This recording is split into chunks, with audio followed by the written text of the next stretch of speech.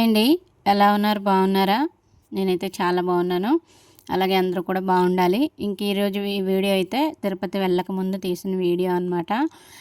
ఇందులో నేను మామిడికాయ పచ్చడి అయితే కలిపాను. అది మీకు చూపిస్తాను. అట్లనే 7 రోజుల బస్సు ప్రయాణం తర్వాత ఇంటికి వచ్చిన తర్వాత నేను ఎలా ఫీల్ అయ్యాను అనేది అయితే మీతోటైతే షేర్ చేస్తాను. ఇక్కడ పల్లీ చట్నీ చేస్తున్నాను అండి. పల్లీ చట్నీ నేను అసలు ఆయిల్ అనేది వేయననమాట. ఓన్లీ పల్లీలు వేసి మంచిగా ఎండుమిర్చి వేసి కరివేపాకు వేసి మంచిగా ఫ్రై చేస్తాను వాటిని. అట్లనే ఫ్రై చేసి అట్లనే మిక్సీ పట్టేస్తాను. పొడి పొడిగా అయిపోతుంది కదా. దాని తర్వాత అయితే నీళ్లు కలిపేసి అంతేనండి. తాలింపు కూడా వేయను. ఒక్క చుక్క కూడా నీళ్ళు లేకుండా పల్లి చట్నీ అయితే చేస్తాను. మీరు ఎలా చేస్తారనేది అయితే కామెంట్ చేయండి. ఆ రోజైతే ముందు రోజు అనమాట. మా తిరుపతి వెళ్ళక ముందు రోజు మా ఆడపడిచాను అత్తయ్య వచ్చారనమాట. నేను టిఫిన్ కోసం అయితే ఇడ్లీ చేస్తున్నా. అట్లా అక్కడ మామిడికాయలు కనిపిస్తున్నాయా, నీళ్ళల్లో వేసి ఉంచాను. 10 కాయలు అయితే తీసుకొచ్చారండి మామిడికాయలు. వాటిలో కొంచెం 3 అయితే మెత్తగా ఉన్నాయి. అందులోనూ 10 కాయలంటే ఎక్కువ మేము పచ్చడి తినము, పెట్టమని చెప్తా ఉంటాను కదా. ఎప్పుడు పెట్టినా కానీ ఒక 3, 4 కాయలు అంతే. లేదంటే జీడి పచ్చడి అయితే పెట్టుకుంటాము ఎక్కువగా. అది అయిపోగానే మళ్ళీ పచ్చడి పెట్టేస్తాను. ఈసారి కొంచెం ఎక్కువ కాయలు అయితే తీసుకున్నాము. అందులో ఒక 3 అయితే కొంచెం మెత్తగా అయిపోయాయి అనమాట. 7 కాయలు అయితే పెట్టేశాను. ఎక్కువ మొత్తంలో పెట్టడం చాలా తక్కువ అండి. చాలా రేర్ అనమాట. ఎప్పుడో ఒకసారి మాత్రమే పెడతాను. అది పెట్టినా కానీ ఒక 4 రోజులు తింటారు. దాని తర్వాత పక్కన పడేస్తారనమాట. అది మళ్ళీ గుర్తుకు రాదు ఆ పచ్చడి. ఎక్కువ రోజులు పచ్చడి నిల్వ ఉన్నా కానీ మా వారైతే తీసి పడేసి అని చెప్తూ ఉంటారు. అందుకోసం నేనైతే పచ్చళ్ళు పెద్దగా ఎక్కువ అయితే పెట్టను. ఈసారే ఎక్కువ పెడుతున్నా. 7 కాయల దాకా పెట్టేసాము.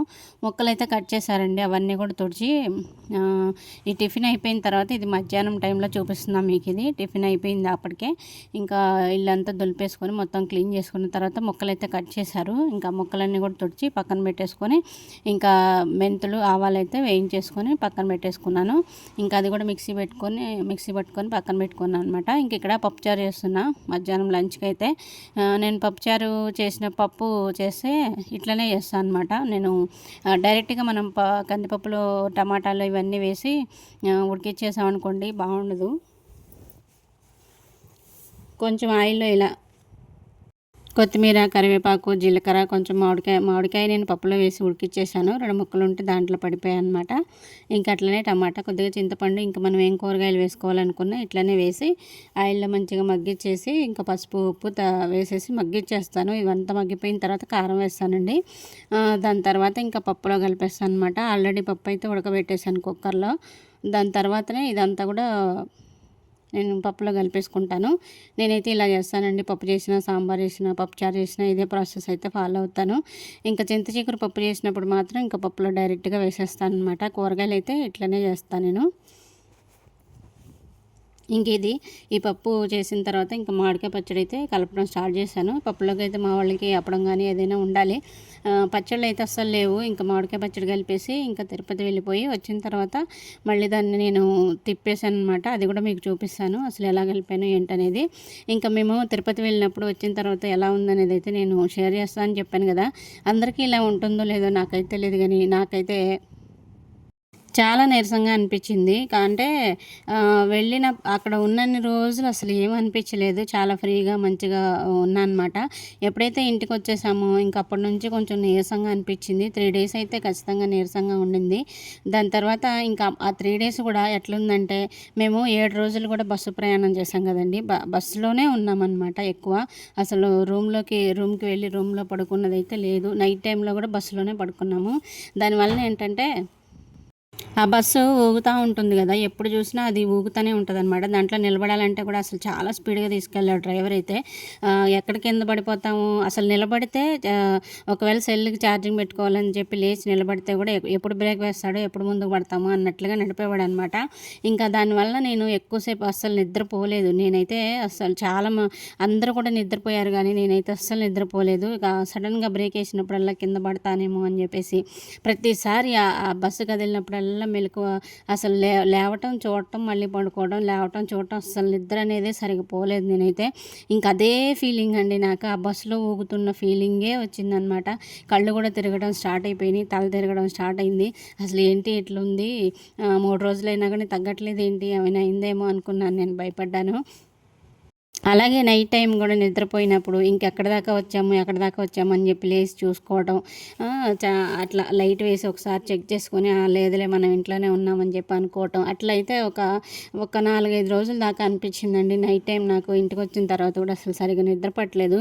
వామ్మో! చాలా ఘోరంగా అనిపించింది. బస్సులో ప్రయాణం చేయటం అంటే అంత ఈజీ ఏం కాదు. అసలు అది కూడా 7 రోజులు అనమాట. 7 రోజులు అట్లా వెళ్ళటం అనేది అసలు ఆషామాషి కాదండి. అది కూడా రూమ్స్ తీసుకొని ఒకవేళ నైట్ మేము రెస్ట్ తీసుకొని పొద్దున్నే బస్సు ఎక్కితే ఇంత ఉండకపోయేదేమో. నైట్ కూడా మేము బస్సులోనే ఉండటం వల్ల నాకైతే ఇట్లా అనిపించింది. ఇంకా అసలు ఏమైనా అయిందేమో, కళ్ళు తిరుగుతున్నాయి కదా అనుకున్నాను నేను. కాకపోతే ఒక 4, 5 రోజుల తర్వాత కొంచెం కొంచెం మెల్లగా మెల్లగా సెట్ అయిపోయిందనమాట.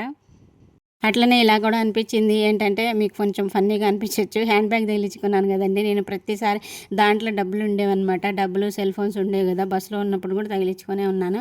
దానివల్ల ఇంటికి వచ్చిన తర్వాత కూడా అది నేను తగిలించుకొనే ఉన్నాను. నాకు హ్యాండ్ బ్యాగ్ ఉన్న ఫీలింగ్ అయితే వచ్చిందనమాట.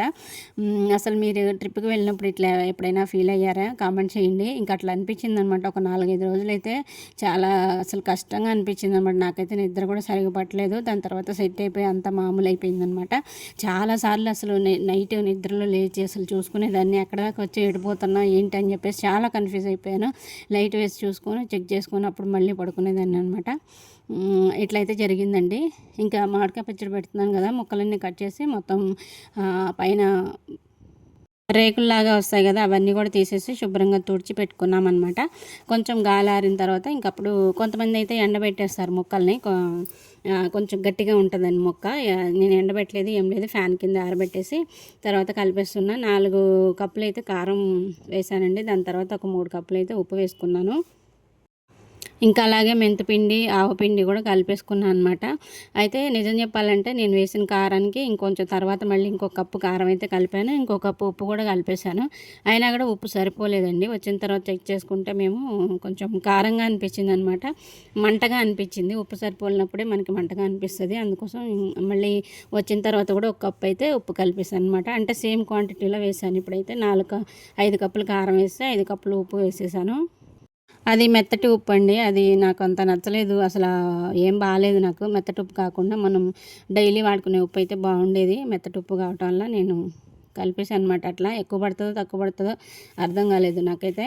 ఇంకా కారం, ఉప్పు కలిపేసుకొని మెంతిపిండి, ఆవపిండి కూడా కలిపేసుకొని ఇంకా అట్లనే ఎల్లిపాయ, కారం వేసేసి జీలకర్ర వేసి నేను మిక్సీ పట్టి ఉంచుకున్నాను. అది కూడా కలిపేసాను. ఇంకా అట్లనే కొన్ని ఎల్లిపాయలు అయితే కలిపేసుకున్నానండి. మామిడికాయ పచ్చడిలో ఎల్లిపాయ చాలా బాగుంటుంది.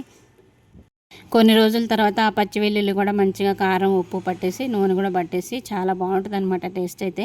నాకు మామిడికాయ కారంలో ఉండే వెల్లుల్లి అయితే చాలా ఇష్టం. డైరెక్ట్గా అట్లా తినేస్తాను. అందుకోసం కొన్ని ఎల్లిపాయలు అయితే సపరేట్గా వేసేసాను అనమాట. ఇంక ఇట్లా మొత్తం కొంచెం ఆయిల్ కూడా వేసానండి. ఆయిల్ శనగ నూనె అయితే బాగుంటుంది టేస్ట్. మనం ఫ్లేవర్ లేని ఆయిల్ వేస్తే బాగుండదు. ఇంకా అది కలిపేసుకొని ఇంకా జాడీలోకి అయితే పెట్టేసి దానిపైన ఒక మూత అయితే పెట్టేస్తాను నేను. ప్లేటు పెట్టేసి ఇంకా క్లాత్ వేసి ముడేసాను అనమాట. అయితే మేము తిరుపతి వెళ్ళాం కదా, మా అత్త అయితే నూనె కలిపారు. ఒక 3 డేస్ తర్వాత మొత్తం మళ్ళీ కలిపేసుకొని ఉప్పు చూసుకొని నూనె అయితే వేయాలి. కాకపోతే ఆవిడ ఉప్పు చూడలేదనమాట. నేను వచ్చిన తర్వాత కలిపేసుకున్నాను.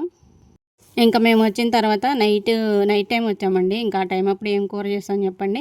ఇంకా అందుకని ముద్దపప్పు చేసేసి ఇంకా ఎట్లాగో మామిడికాయ పచ్చడి ఉందిగా అని చెప్పేసి తీసాను అనమాట. చూసారా ఎర్రగా ఎంత బాగుందో, చూస్తేనే తినాలనిపిస్తుంది. ఇంకా 4 రోజులైతే తింటారండి. ఒక 2 డేస్కి ఒకసారి ఇదే పప్పులో వేసుకొని తింటారు. లేదంటే ఏ కూర చేసినా కానీ ఇది ఒక మొక్క వేసుకొని తింటారు. దాని తర్వాతే తినడం కష్టం అనమాట. కొంచెం పాతపడ్డ తర్వాత ఇంకా తినరు. ప్రతిసారి తీసుకోకుండా కొంచెం పెద్ద సైజులో ఉన్న సీసాలో తీసుకొని ఇంకా మూత పెట్టేసుకోవాలి. ఆ ముక్కలన్నీ కూడా లోపలికి అదిమేసి ఆయిల్ అంతా కూడా పైకి తేలిందనుకోండి మనకు బూజు అనేది కూడా రాదనమాట. ఉప్పు సరిపోలేదంటే మాత్రం బూజు వస్తుంది. ఉప్పు చూసుకొని కరెక్ట్గా కలిపేసుకోవాలి. ఇంక అట్లనే పైకి ఆయిల్ తేలుతూ ఉండాలన్నమాట. అట్లా ఉన్నప్పుడు మనకు బూజు అనేది రాదు. నేను స్టార్టింగ్లో అయితే మాకు పెట్టడం రాదు, కానీ ఇంకా తర్వాత నుంచి నేనే అన్ని పచ్చళ్ళు అయితే పెట్టేసుకుంటున్నాను. చాలా బాగా కుదురుతున్నాయి అనమాట. ఇంక ఇదండి, బూజు రాకుండా ఉండాలంటే ఆయిల్ మనకి పైకి తేలుతూ ఉండాలి. ముక్కలన్నీ లోపలికి వెళ్ళిపోవాలన్నమాట. ఇంక అట్లనే ఉప్పు కూడా కరెక్ట్గా సరిపోవాలి.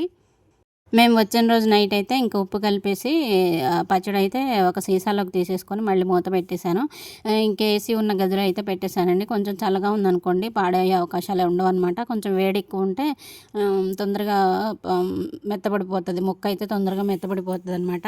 మనం పెట్టే కాయలను బట్టే ఉంటుందిలేండి అది కూడా. ఇంక ఇట్లా గుడ్డ కట్టేసి గాలి తగలకుండా పెట్టేస్తాను అనమాట. ఇంకా ముద్దపప్పులో మంచిగా ఆవకాయ వేసుకొని నెయ్యి వేసుకొని తింటే ఇంకేం అవసరం లేదు. మా పిల్లలకైతే చాలా ఇష్టం అనమాట. ఇది చేసిన తర్వాత ఇంకా 2 డేస్కి ఒకసారి అయితే పప్పే వండుతాను ఎక్కువగా. ఇంట్లో పచ్చళ్ళు ఉంటే మనకు కొంచెం శ్రమ తగ్గుద్ది అనమాట. టిఫిన్స్లోకి పనికి వస్తుంది. ఇంకా అట్లనే ఇట్లా ఏదైనా పప్పు ఈజీగా చేసేసుకోవచ్చు. ఇంకే కూర కొంచెం తక్కువగా ఉన్నా కూడా ఈ పచ్చడి వేసుకొని అయితే తినేయచ్చు అనమాట. మరీ ఎక్కువ తిన్నర్లే కానీ మా వాళ్ళు మామిడికాయ పచ్చడి అయితే పర్లేదు, కొంచెం తింటారనమాట. కదండి. అప్పుడప్పుడు ఇంకా ఒకవేళ ఏం లేదనుకుంటే టమాటా చట్నీ అయితే చేస్తాను ఇంట్లోకి.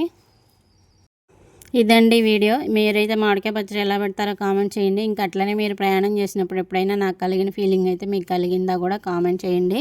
వీడియో నచ్చితే తప్పకుండా లైక్ చేసి సబ్స్క్రైబ్ చేయండి. మరో మంచి వీడియోతో కలుస్తానండి. ఉంటాను. ధన్యవాదాలు.